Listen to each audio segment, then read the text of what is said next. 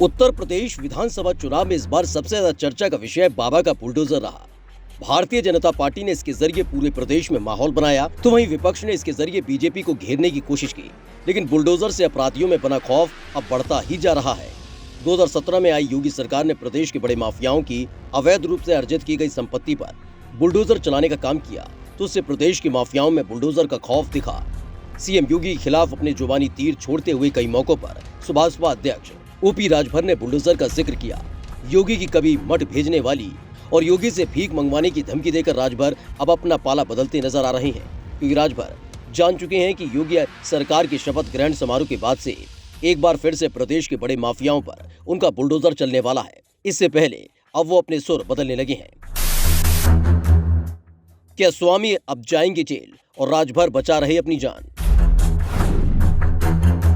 Bulldozer बाबा को धमकी देने वाले राजभर ने बदल लिया अपना बयान।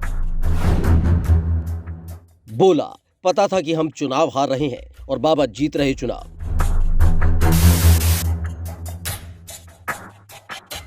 सीएम योगी ने कई मौकों पर कहा कि माफियाओं का साथ देने वालों को भी वो नहीं बख्शेंगे।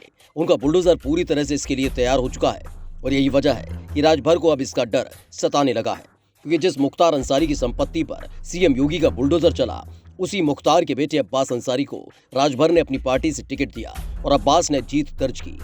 ये योगी का डर ही है जिससे राजभर काफी घबराए हुए हैं।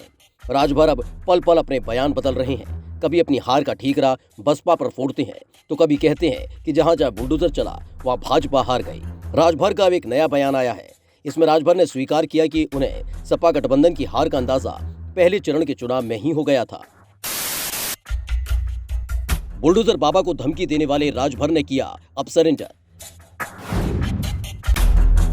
लेकिन स्वामी पर दर्ज हुई एफआईआर और राजभर पर लटक गई तलवार।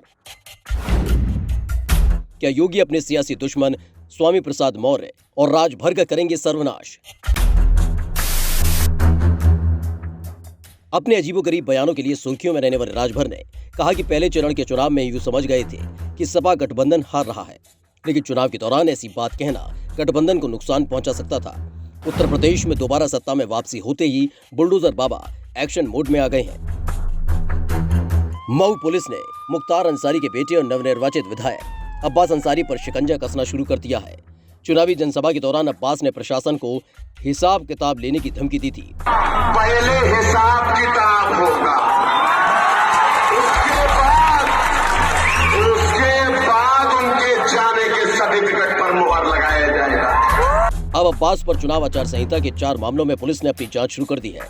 अब्बास पर लखनऊ में 2 और गाजीपुर में पहले से ही ये केस दर्ज है। राजभर को डर सता रहा है कि कहीं उनके बड़बोलेपन के चलते बाबा का बुलडोजर उनकी तरफ न मुड़ जाए।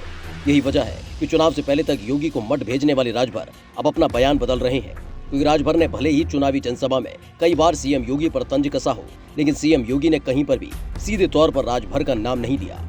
और लोग कहते हैं कि सीएम योगी जिसका नाम नहीं लेते उनके निशाने पर सबसे टॉप पर होता है। राजभर के साथ स्वामी प्रसाद मौर्य भी भाजपा का अंत करना चाहते थे।